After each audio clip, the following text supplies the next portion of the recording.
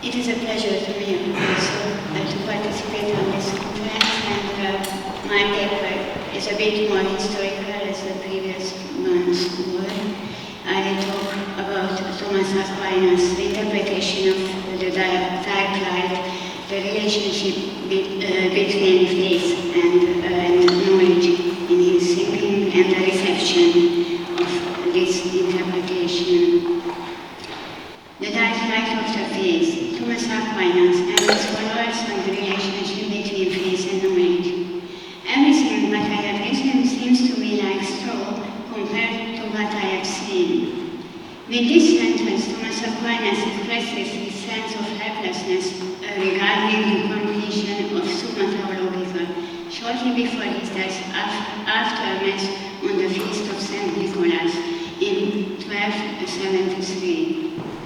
He died on his way to the Second Council of Lyon at the Abbey of Fossanova on March the 7th, 2074.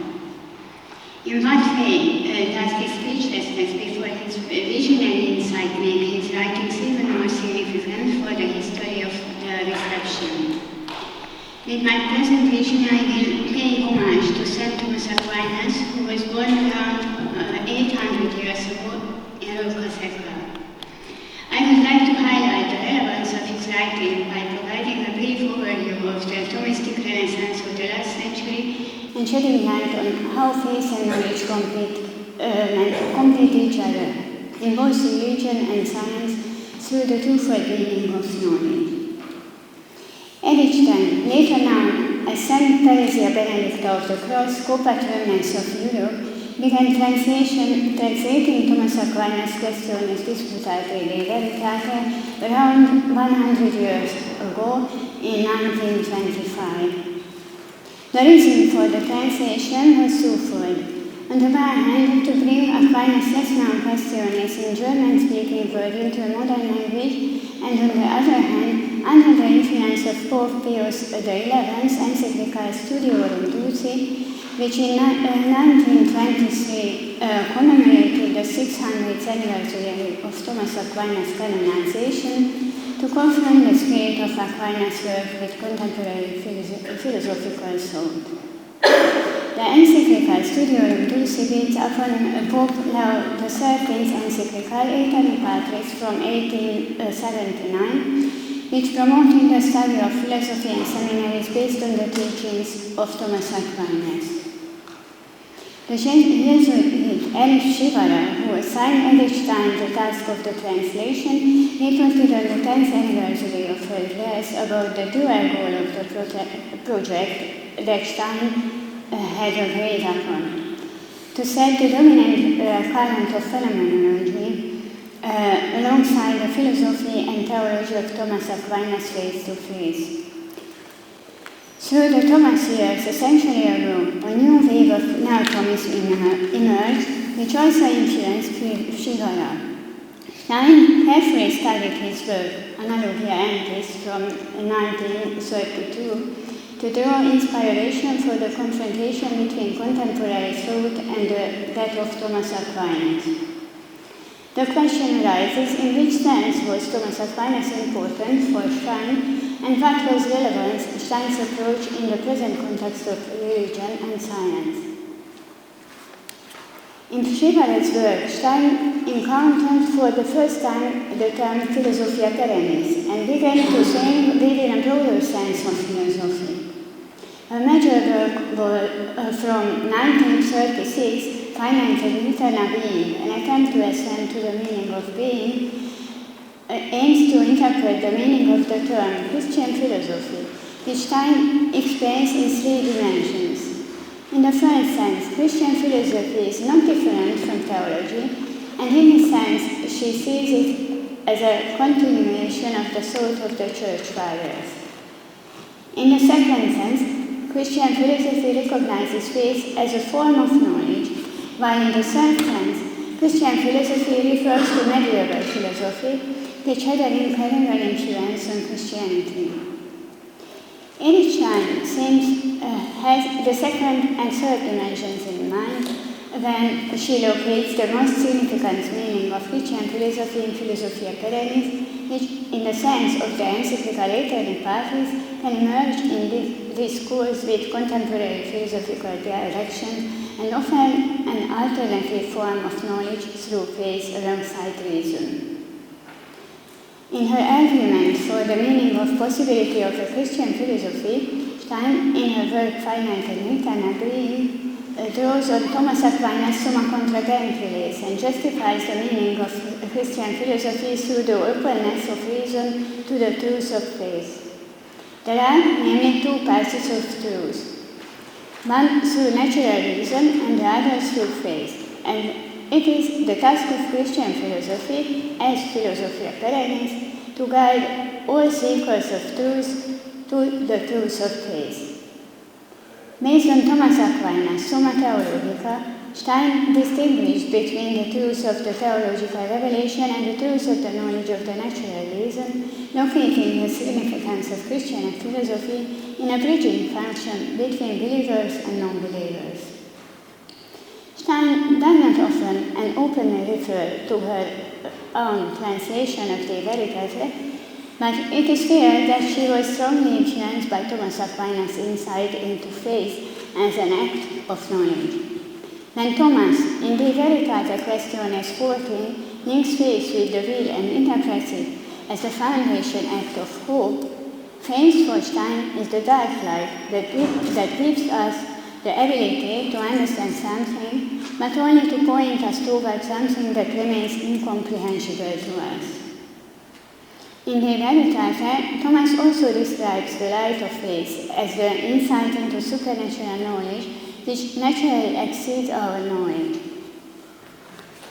Knowledge is identified with seeing, so the will is motivated by the objectively tangible, and thus knowledge is linked to sight. Stein continues Thomas Aquinas' teaching on faith as an act of knowledge, as the revelation truth in such a way that, referring to Summa contra Gentiles, she sees the task of Christian philosophy in the addressing the divine truths that, together with the rational understanding of what the dark light of the faith illuminates, builds a bridge between believers and non-believers. Because faith strives toward the highest truth of God, Stein writes, based on Thomas Aquinas' De Veritate, which cannot be derived from logical laws based on immediately obvious truth, faith is described as the dark light that comprehends the highest truth without seeing it. In this regard, Christian philosophy should be a precursor of faith, as it is based on the natural reason, and as Thomas was so much concerned with, it provides a common way with non-believers. There are several intellectual connections between Stein's main work, Finite and Eternal Being, and the encyclical Fides et Ratio by the Saint Pope John Paul II, which was published 1 month before Stein's canonization in September 1998 by the Saint Pope.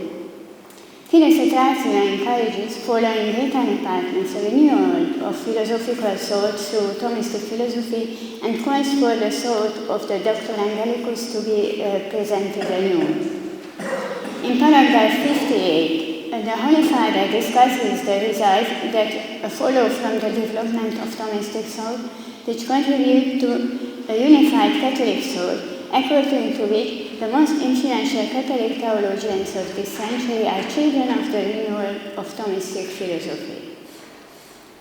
As examples of the fruitful relationship between faith and reason, the Holy Father cites examples from the history of philosophy and points to contemporary works that have developed Thomas' intellectual legacy in a modern context, including John Henry Newman, Antonio Rosmini, Jacques Maritain, Etienne Gilson, and Hilde Stein. These figures strive to realize a Christian philosophy in the sense of Thomas Aquinas by the way of philosophizing within Christian thought, and in doing so they define philosophy not as a fixed and dogmatic science, but as one that is in constant dialogue with its time, explaining experimental facts about the truth of revelation. The Regensburg Address Faith, Reason and University 2006 by Pope Benedict XVI advances the thematic direction of the encyclical Fides et Ratio by placing the human logos in relation to the truth of faith and supporting this through the history of philosophy. According to Pope Benedict XVI, reason and faith must find a new way of relating to each other in such a way that theology no longer functions merely as a historical and humanistic science, but also introduces the question of the reasonableness of faith into its ongoing dialogue with the sciences. Pope Francis' encyclical Laudatio Si 2015 already points in its social and ecological guidelines to the later Apostolic Constitution Veritatio Gaudium 2017, where Pope Francis frequently refers to the introductions of the encyclical Fides et Ratio and calls for an interdisciplinary and transdisciplinary approach exercised with wisdom and creativity in light of revelation within church faculties. In this regard, Pope Francis also refers to the encyclical Caritas in Veritata by Pope Benedict XVI, who placed the human logos in relation to the divine logos in accordance with the Gospel of St. John, thus creating the condition for human understanding of divine truth. The current phenomenological movement follows the religious philosophical perspective of the early phenomenologists, who tried to describe religious experiences through pure reason. Jean-Luc Marion, a contemporary French philosopher, also understands Christian philosophy as a philosophy that recognizes faith as a source of knowledge, thus being in constant dialogue with the theology. Marion also places the problem of the rational understanding of the truth of faith within the Janus space of Logos. By trying to express the vividness of transcendentality through the imperfection of human language, one inevitably loses something of the transcendental nature of the experience. In his work, Mystik oder was die Theologie sehen lassen kann, he expresses the impossibility of divine experience through the philosophical understanding and points to the different materiality of the human and divine logos. I quote, "Phenomenology is open to what shows itself or should show itself, without us already expressing and describing it beforehand, without us being able to say it already. To reach visibility, one must also penetrate that invisibility that allows it to become thinkable. And even then, what shows itself, even without being accessible, remains unspeakable. That which cannot be spoken of requires far more than our silence, as it alone allows access to all that shows itself." End of quote. But Thomas, in the Veritata question 14, understands the act of creation of the divine logos as a will to love, I quote, "Since belief depends on the intellect and will, such an act can only be perfect when the will is led to perfection through love and the intellect through belief." Marion seems to echo Thomas's insight in the Gifford Lectures in 2014. He places the recognition of the revelation of God within the acknowledgement of the truth of faith, which negates the right of natural reason and understands faith as an internal conviction through the will of love. I quote, "I see the Father only when I, in the Holy Spirit poured out in our hearts, interpret Jesus as the Son of God, when I am willing to interpret him as such.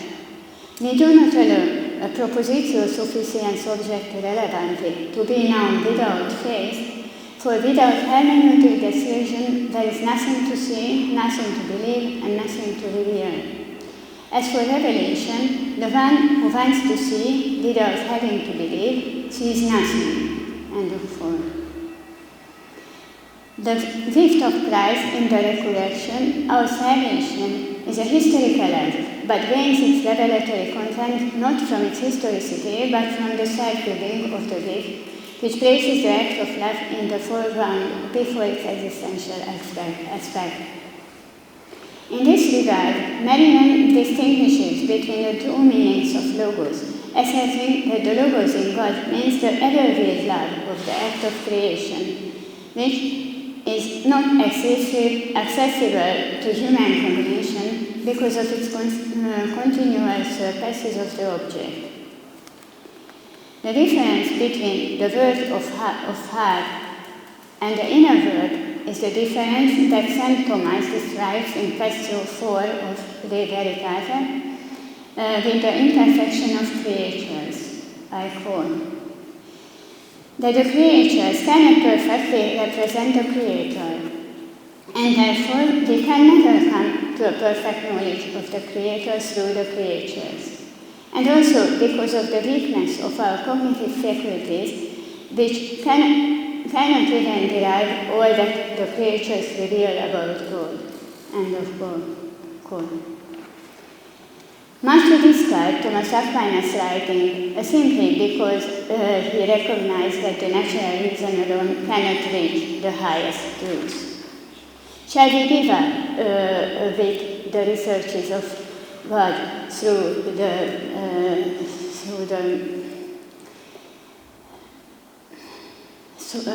final being? Or does this limitation call for a renewed discussion of Thomas's teachings? Perhaps we are neither ready nor able to grasp with the reason that Aquinas left in silence. Yet human reason can still follow his insight that faces dark light enables a transition to reveal truth. In this paper, I wanted to explore the dual nature of knowledge as measurable scientific fact and as the highest divine truth which manifests in all finite beings. In this sense, faces dark light may serve as a path to eternal truth through finite existences. Thank you.